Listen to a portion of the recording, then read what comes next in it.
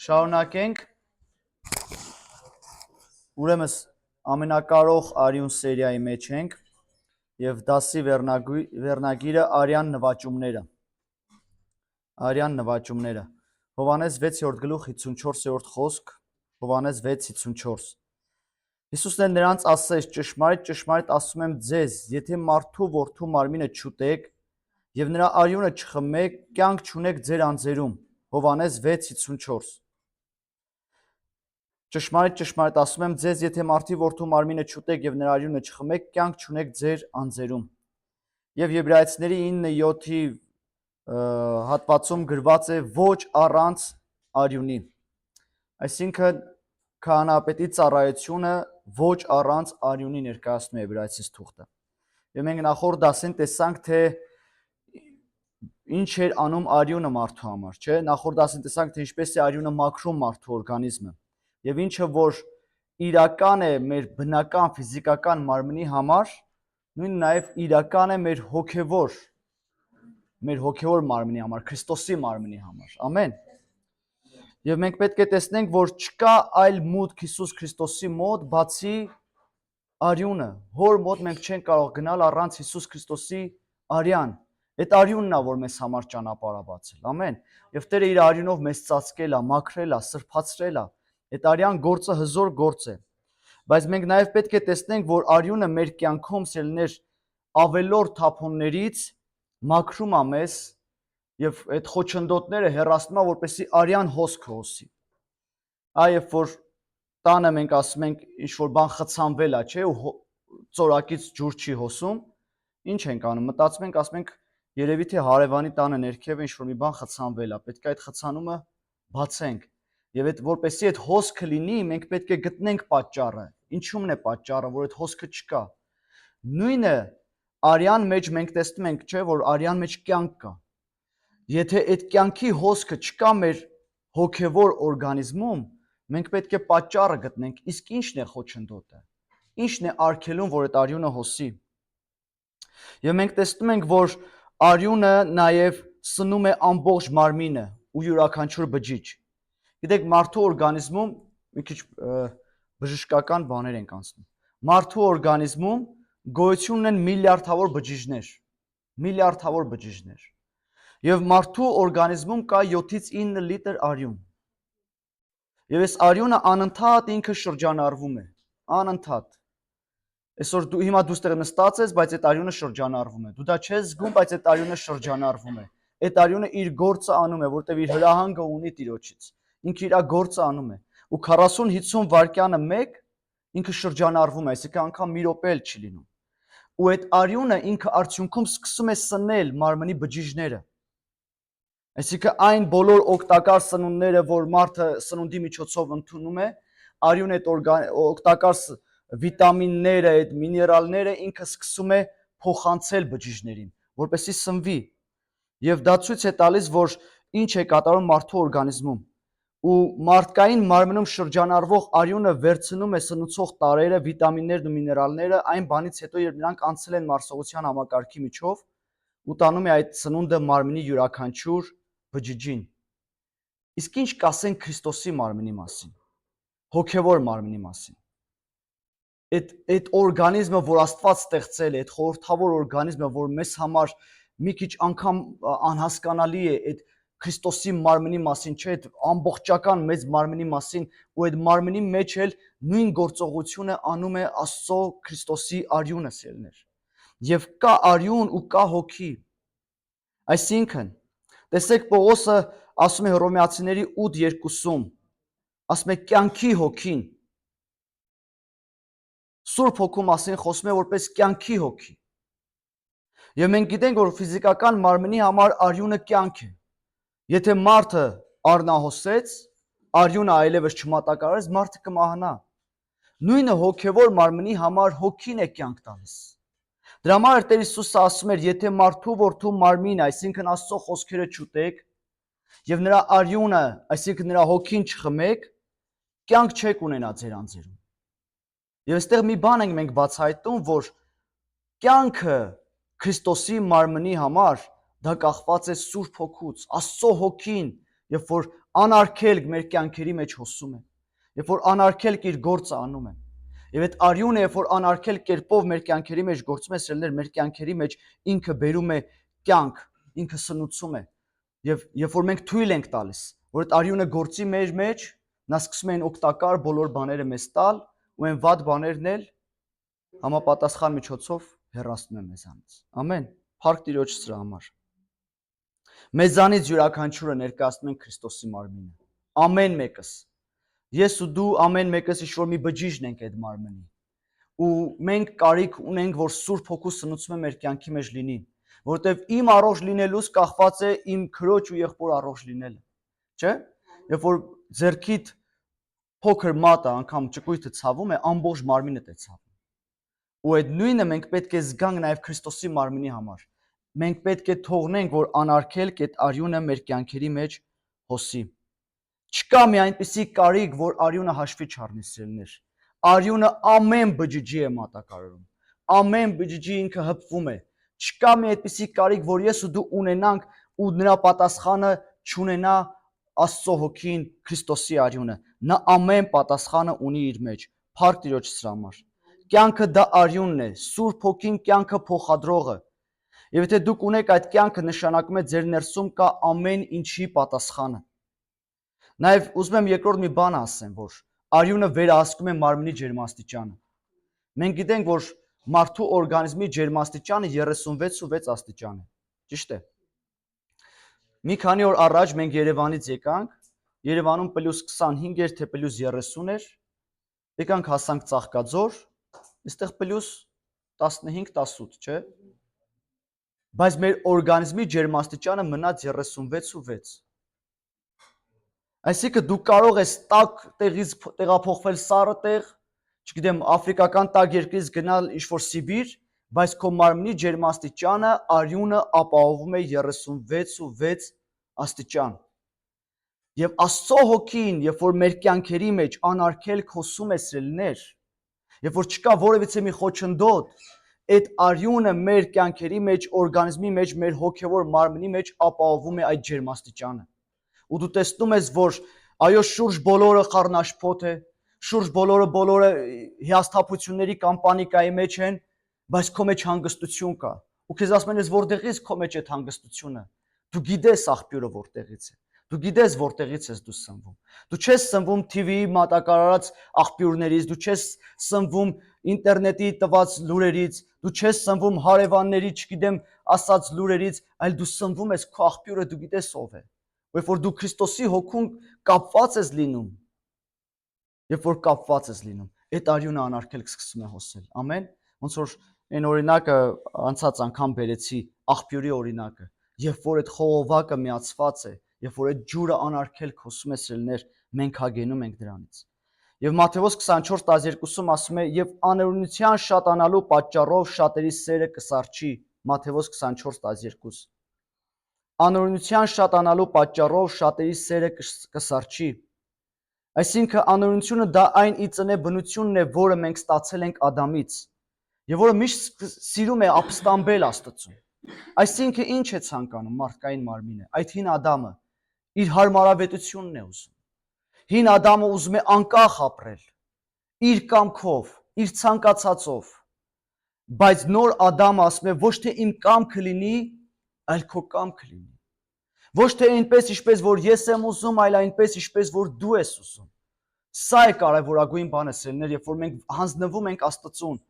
ո՞նց ենք հասկանում, որ ընծայվել ենք Տիրոջը։ Երբ որ մենք ասում ենք Տեր, ոչ թե իմ կամքը լինի, ոչ թե այնպես, ինչպես ես գիտեմ, այլ այնպես, ինչպես որ դու գիտես։ Ոչ թե այնպես, ինչպես ես եմ կարծում, այլ այնպես, ինչպես դու ես կարծում, ինչպես որ դու ես ուզում։ Եվ սա շատ կարևոր բան է, սիրելիներ։ Ու երբ որ անօրինությունը գալիս է, երբ որ մեղքը գալիս է մարդու կյանքի մեջ, մենք տեսնում ենք, որ մարդու կյանքի մեջ քիչ-քիչ մարդը սարճում է հոգևոր կյանքում։ Եվ մենք մեր կյանքում հանդիպած կլինենք այդպիսի մարդկանց, անգամ մենք էլ ենք ընկել այդպիսի իրավիճակների մեջ, որ դու տեսել ես, որ դու սառել ես հոգևոր կյանքում։ Քեզ այլևս աղոթքը չի ձգում, քեզ այլևս եկեղեցի գնալը չի ձգում, Սուրբ Գիրքը քեզ համար ցանկալի գիրք չէ, ու դու տեսնում ես քիչ-քիչ այս ամեն ինչը։ Գիտեք, ասում են պրոֆեսիոնալ խոհարարը, երբ որ սկսում է երշիկը կտրատել, Երբ որ առաջի շերտերը կտրում է, միանգամից չի երևում, որ բան է պակասել, որովհետև ինքը շատ բարակ կտրտում է։ Բայց երբ որ շարունակաբար կտրտում է, դու տեսնում ես, որ այս երշիկը պակասել է։ Ինչու՞։ Այդ նույնը մեր հոգևոր կյանքում է։ Երբ որ մենք աստիճանաբար ինչ-որ բաներ թողնում ենք, միանգամից չենք զգում։ Մի օր էլ հանկարծ տեսնում ես, որ ամբողջությամբ սառել ես, այլևս ջերմություն չկա քո մեջ, որ դու այսիշ բանը անես։ Այլևս դու չես ուզում աղոթել, այլևս դու հոգնում ես, այլևս դու ուզում ես երկար քնել։ Եվ ուզում եմ այս նույն բանը ասեմ։ Այս 10 քանի օրվա ընթացքում, քանի մենք միաբան ենք, մենք մեկս մյուսից կարանք, չգիտեմ, հրելով կամ ծեծելով իրար զարթնացնենք, չէ, ասենք գնանք իրար հետ փառաբանենք, երկրպագենք կամ դասերին մասնակցենք, ու այս ամեն ինչը վերջանալու է։ Շուտով մի քանի օրից վերջանալու է, բայց ես ու դու ենք այդ կրակը պահողը սիրելիներ։ Ամեն օր ես ու դու պիտի այդ կրակի վրա փայտ դնենք, ամեն օր, քանային պատվեր կար, ասում էր ամեն օր այդ կրակի վրա փայտ դիր, ամեն օր ես ու դու ունենք կարիք այդ կրակի վրա փայտ դնելու, ու դա մեր որոշումն է։ Որտեւ այս բոլոր մեր կազմակերպած ամեն ինչը, մեր զգացողությունները, չգիտեմ, այս հնարավորությունները միգուցե ոչ թե միգուցե մի օր վերջանալու են, բայց ես ու դու ենք, որ սա շարունակելու ենք։ Ու Հայտնություն 3:15-ից 16-ում, երբ որ Տերը եկեղեցիների հետ խոսում էր, Հայտնություն 3:15-16, ասում է գիտեմ քո գործերը։ Գիտեք, այս խոսքը ինձ շատ դուր է գալիս։ Տերը 7 եկեղեցիներին, երբ որ խոսում է 7-ին էլ ասում է գիտեմ քո գործերը։ Գիտեմ քո գործերը։ Ու այսօր նույնը ուզում եմ քեզ ասել։ Տերը գիտի քո գործերը, քո ծածուկը գիտի։ Այն որ բոլորիցս գաղտնի է, բոլորիցս թաքնված է, Տերը գիտի քո գործերը։ Տերը գիտի քո արած ողորմությունները, Տերը գիտի քո արած ծառայությունները, այն որ շատերը չեն էլ նկատում։ Տերը գիտի այն ծածուկ մեղքերը, Տերը գիտի ամեն բան։ Ու փառք Տիրոջ, որ իր առաջ ոչ մի բան ծածուկ չի սիրելներ։ Ասում է գիտեմ քո գործերը, որ ոչ ցուրտ ես եւ ոչ տաք։ Օթե ցուրտ լիներ կամ տաք, ուրեմն որովհետև գաղջ ես եւ ոչ տաք եւ ոչ ցուրտ, քեզ պիտի փսխեմ իմ բերանից։ Եվ սա ցավալի բան է։ Մենք գիտենք, չէ՞, երբ որ մարդը հիվանդանում է, ասում ենք գոլ ջուր խմի։ Չէ՞ որ հիվանդանում է, մրսում է, ասում ենք գոլ ջուր խմի, երբ որ սիրտ խառնոց ունի, որտեվ օգնում է։ Եվ Տիրոջ խոսքը ասում է, այս քո գաղջ վիճակը ինձ համար փսխելու աստիճան է, դա ինձ դուր չի գալիս, այս մեջտեղի վիճակը։ Եղիան կանգնեց Իսրայել ժողովրդին, ասեց, միչև երբ պիտի երկու ոտքի վրա կաղաք, կամ Եհովան է Աստված, կամ Բահաղը։ Ում եք ծառայելու։ Այս կարգավիճակը Աստծո համար զզվելի վիճակ է։ Եվ սա հիվանդություն է, սիրելիներ։ Եթե մենք ուշադիր լինենք, սա այն հիվանդությունն է, որ մենք տեսնում ենք ու սրա ախտանիշները նրանում էր, որ տեսնում ենք մարդու մեջ անտարբերություն է գալիս եկեղեցի գնալու հետ կապված։ Մարդը ցանկություն չունի աղոթելու, մարդը ցանկություն չունի աղոթքաժողովներին մասնակցելու, Սուրբ Գիրքը այլևս գրավիչ գիրք չէ իր համար, եւ սա հիվանդություն է, որ մենք պետք է սրան ուշադիր լինենք։ Այսինքն, գիտեք, սա մի հատ ցուցիչ է, որ մենք սրանով կարող ենք այդ ախտանիշը տալ։ Բժշկի մոտ գնում ես, ասում է ինչ բողոք ունես, սկսում ես բողոքներդ ասել, ասում է այս հիվանդությունն է քո մոտ։ Հիմա երբ որ մենք տեսնում ենք, որ մեզ մոտ արդեն դադարում է այդ ցանկությունը, այդ ախորժանքը Սուրբ Գիրք կարդալու, եկեղեցի գնալու, աղոթքներին մասնակցելու, մենք պետք է հասկանանք, որ մենք հիվանդություն ունենք, գաղջ վիճակում ենք, կարիք ունենք, որ Տիրոջ կրակով նորից վառվենք։ Ամեն։ Այսպիսի վիճակում ես հայտնվել եմ։ Չգիտեմ դուք ոնց, բայց ես հայտնվել եմ։ Ու կարիք կա նորից վերականգնվելու, կարիք կա նորից գնալու նրա սրահները, կարիք կա նորից ասելու Տեր, ես ուզում եմ քո արյան հոսքը առատ կերպով իմ կյանքի մեջ հոսի, որովհետև ես չեմ ուզում մեռած քրիստոնյա լինեմ։ Գիտեք, կան մեռած դիակներ, կան այդ մեռած քրիստոնյաներ, չէ, դիակի պես, որ ոչ մի բան չի զգում։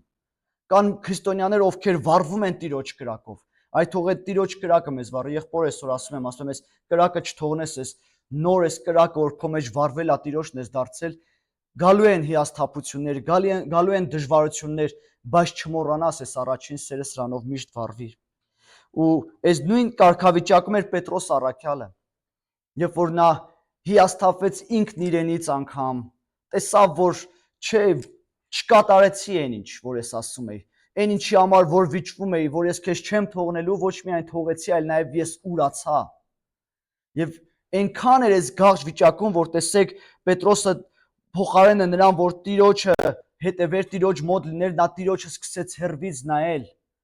ու սկսեց ուրիշ կրակի մոտ տաքանալ սիրելիներ։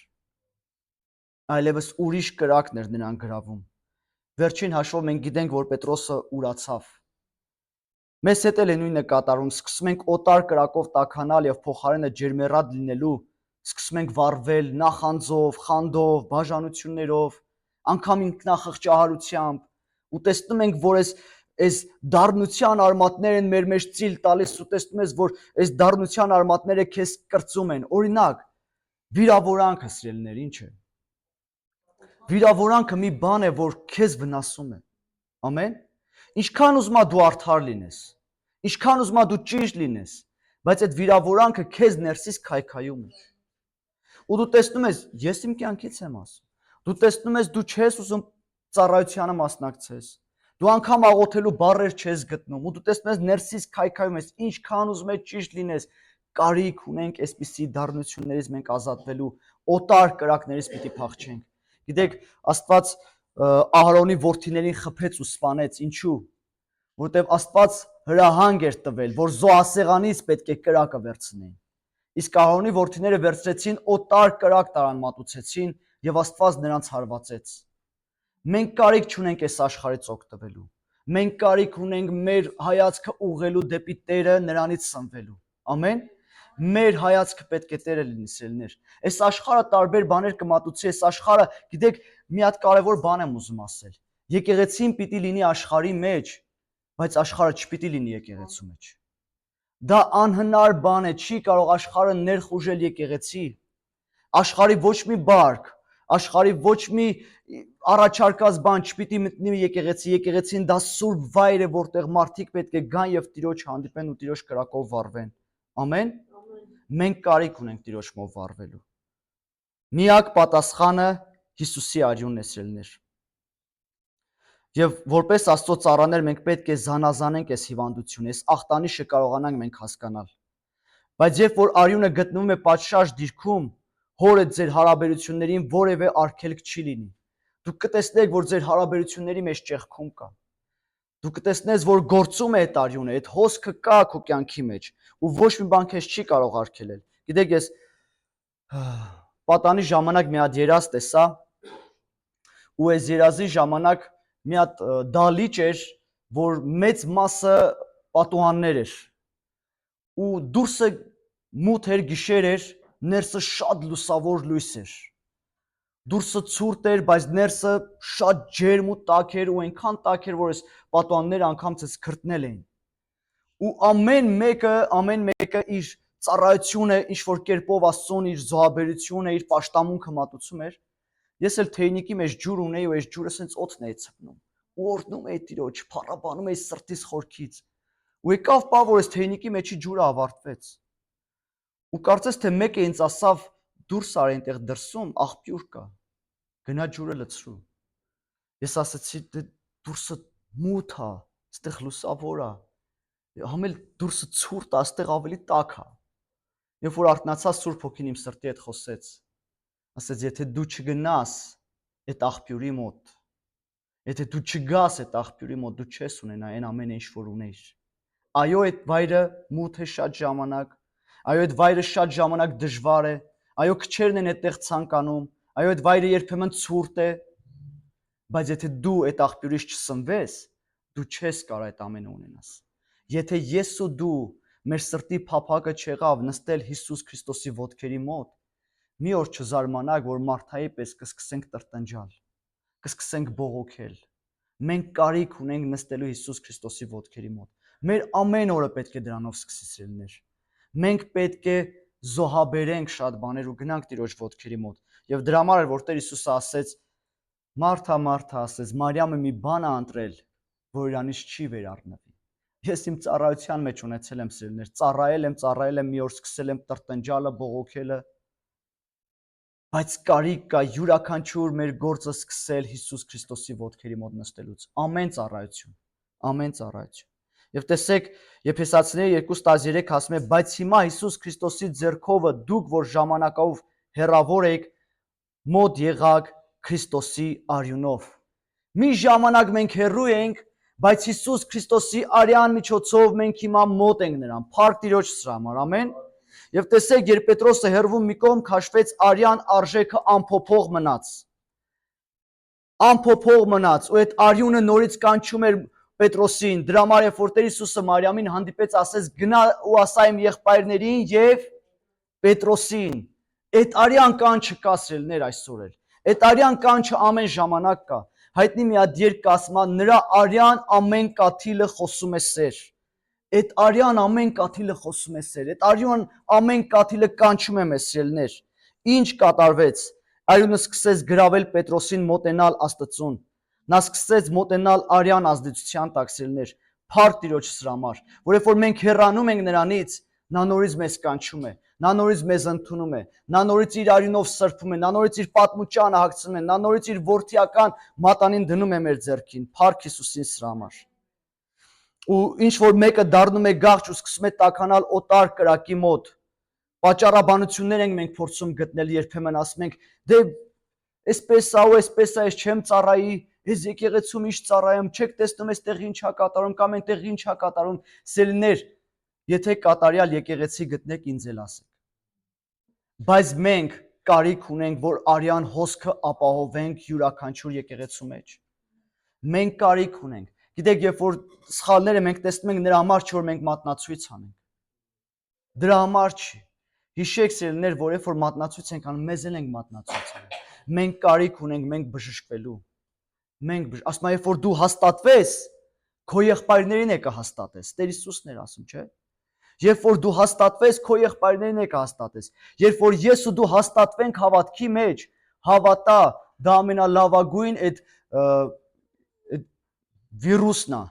որ ինքը տարածվում, համաճարակն է, որ կտարածվի ու մարդիկ էլ կսկսեն այդ կրակով վառվելը։ Ամեն։ Այդ կրակը մարդիկ կցանկանան, որովհետև այսօր մարդիկ իսկապես ուզում են, փափագում են, ուզում են հանդիպել ու դու կարաս լինես այդ կրակը փոխանցողը։ Ու եկեղեցին լիքն է մարդկանցով, ովքեր իրոք չեն ուզում գնալ աղոթքաժողովների։ Ոնց որ եղբայրը ասես, չէ, կարող է ասենք այսօր առավոտյան աղոթքաժողով ունենք ու Տեր Հիսուսն է գալու ու շատ քչերը կան։ Ու մենք գիտենք, որ աղոթքաժողովներին իսկապես շատ քչերն են մասնակցում։ Ինչու՞։ Որտեղ այստեղ գին է պետք վճարել։ Այստեղ մարմնի համար հաճելի չէ։ Այստեղ դժվար է, բայց չկա այլ ճանապարհ։ Հետաքրքիր է, որ Տեր Հիսուսի հետ աշակերտները 3.5 տարի քայլեցին, տեսան հրաշքներ, տեսան նշաններ, տեսան մեռելների հարությունը, տեսան զորությունները, որ Տերը գործում էր, հացի բազմացումը, կույրի տեսնելը, այս մեծամեծ գործերը, ծովի հանդարտեցումը, չգիտեմ, ծովի վրայով քայլելը։ Երբ որ եկա, որ մի հատ բան պետք է խնդրեն Տեր Հիսուսից, չխնդրեցին, ասին սովորեցրում ես հրաշքներ անել, մեռելներին հարություն տալ, ասեցին սովորեցրում ես աղոթել։ Որտեղ նրանք հասկացել էին, որ ամբողջ բանալին այդ աղոթքի մեջ է սիրներ։ Մենք կարիք ունենք, որ իրար քաջալերենք, անգամ իրար տենանք, ասենք աղոթքը շարունակի, որտեղ հաճախ է լինում, որ մենք մարում ենք, բայց մենք կարիք ունենք, որ շարունակելու այս ամեն ինչը։ Փառք Տիրոջ դրա համար։ Արյունը եւս մեկ գործ է անում։ Մենք գիտենք, որ արյունը թթվածին է մատակարարում մարմնի յուրաքանչյուր բջիջին։ Այսինքն ինչ է կատարվում։ Տեսեք, այդ թթվածինը, երբ որ ինքը պայթուցիկ վառվող նյութ է, ու երբ որ ինքը հպվում է մեր օրգանիզմի այդ բջիջներին, բոլոր այն թափոնները, այն ավելորդ բաները ինքը այրում է։ Դրա համար երբ որ սպորտով զբաղվում ենք կամ վազում ենք, ինչ-որ բան ենք անում, մարդը քրտնում է, չէ՞։ Ու այդ արդյունքում այդ ավելորդ, մենք ասում ենք ավելորդ այդ բաները դու հեռացնում ես այդ քրտինքի միջոցով։ Ինչի են ասում շատ հիվանդությունների ժամանակ անհրաժեշտ է քրտնելը, որովհետև ավելորդ բաները մարդը հեռացնում է։ Ու արյունը այս նույն բանը անում է սիրելիներ։ Եվ Տիրոջ խոսքը ասում է Մատթեոս 3:11-ում, նա ձեզ կմկրտի Սուրբ Հոգով եւ կրակով։ Կրակը Հիսուսի արյան աստվածային թթվածինն է սիրելիներ, որ մեզանից հեռացնում է, կրակով այրում է ամեն ավելորդ թափոնները մեր կյանքից, ամեն ավելորդ բաները։ Մենք կարիք ունենք Սուրբ Հոգու կրակով ամեն անգամ վառվելու։ Ամեն։ Ամեն։ Թող մեր ծառայությունները Սուրբ Հոգու կրակով վառվի։ Թող մեր ընտանիքները Սուրբ Հոգու կրակով վառվի։ Սիրելիներ, ուզում եմ մի հատ լավ սովորույթ հիշեցնեմ մեզ յուրաքանչյուրից։ Ես հաճախ եմ դա հիշում։ Միշտ չի, որ ինձ հաջողվում է, բայց հաճախ հիշում եմ։ 90-ական թվականներին, երբ որ լույսը անջատում էին, Շատերը թե տխրում էին, ես ուրախանում էի, մեր ընտանիքը ուրախանում էր։ Ինչու՞։ Որտեղ հենց լույսերն անջատում էին, մենք հավաքվում ենք վառարանի շուրջ, երկարանը բացում ենք, մոմի լույսի տակ, լամպի լույսի տակ, սկսում ենք երգել, պապան ավետարանից խոսքեր կարդում, ու մենք սկսում ենք փառաբանել Տիրոջ։ Ու ամեն անգամ, երբ որ հանկարծ ինչ-որ տենց անջատում ա լինում, այդ հիշողությունները նորից իմ մեջ արթնանում են սելներ։ Լավ սովորություն էր։ Եկեք մեր ընտանիքի մեջ այս սովորությունները վերականգնենք։ Երբեմն այնպիսի սովորություններ ենք մենք ձեռք բերել, անկեղծ եմ ասում, մենք այսօր մեծագույն մեր սովորություններից մեկը։ Ու շատի լսեք ասեմ։ Մարդիկ գնում են կանգառում կանգնում են, անծանոթ միջավայրում կամ բանկում, որտեղ որ իրանց համար անծանոթ է։ Ինչ է անում մարդը, զբաղմունք չունի, բթի մարզանք է անում։ Ճիշտ է։ Իսկապես, մենք նոր սովորություններ ենք ձեռք բերել, թողնելով այն լավագույն սովորությունները, որ իսկապես մեր ընտանիքների մեջ ջերմություն ու Աստծո կրակն էր բերում։ Եկեք թույլ տանք, որ Սուրբ Հոգին իր կրակը մեր ընտանիքների մեջ վառվի։ Ամեն։ Փառք Տիրոջ սրա համար։ Որտեղ ես ուզում եմ ձեզ կարևոր մի բան ասեմ, քանի ընտանիքի հետ կապված խոսում եմ։ Թշնամու հակառակորդի մեծագույն նշանակետերը դա ընտանիքն է սերներ, որ ընտանիքը քանդի։ Ընտանիքը չթողնի, որ ձևավորվի։ Նա ամեն բան անում է, որ ընտանիքի մեջ բաժանություն բերի։ Ով է նա։ Նրա անվանումը մենք գիտենք եղբայրների չարախոս։ Նա ամեն բան անում է, որ միաբանություն է քանդիսելներ, բայց մեր Տեր Հիսուսը ասեց, այն ինչ որ Աստված, Աստծո խոսքը ասում է, այն ինչ որ Աստված միացրեց, թող մարդը չբաժանի, ամեն։ Եռակի կապված թելը ասում է, ոչ ոք չի կարող կտրել։ Ով է այդ երրորդը։ Այդ երրորդը Տերն է, որ այդ կապը ինքը կապում է ու ոչ ոք չի կարող կտրել։ Երբ որ մենք Տիրոջից կապված ենք, երբ որ մենք թույլ ենք տալիս, որ նրա հոգին անարգելք նրա արյունը մեր կյանքերի մեջ հոսի, փառք Տիրոջ սրա համար։ Տեսեք, եղբայրը նախորդ դասին ասեց, չէ՞ որ քահանապետը չէր կարող սրբության սրբոց մտնել ոչ առանց արյան։ Ու ինչ էր նա անում։ Նա պետք է իր ականջի էս բլթակը պետք է արյունով օծեր, ձեռքի եւ ոտքի բութ մատը պետք է արյունով օծեր։ Ամեն։ Ինչ էր նա դրանով ասում։ Այն ամենը, որ լսում էր, պետք է անցներ արյան միջոցով։ Այն ամենը, որ նա անում էր, պետք է անցներ արյան միջոցով։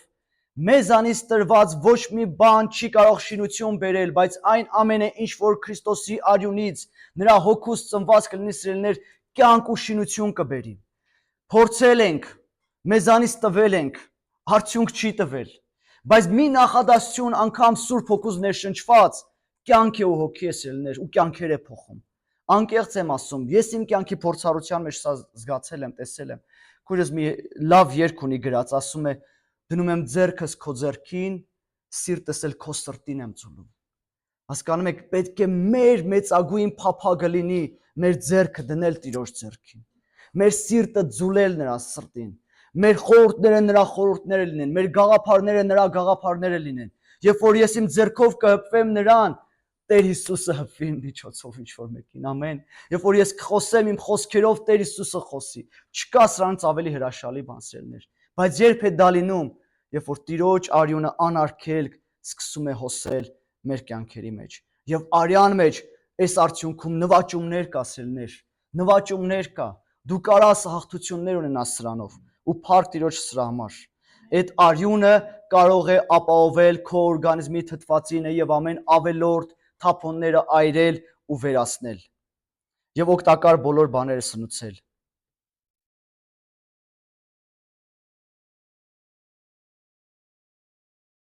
Աստված չի փոխվել սերներ։ Նա նույնն է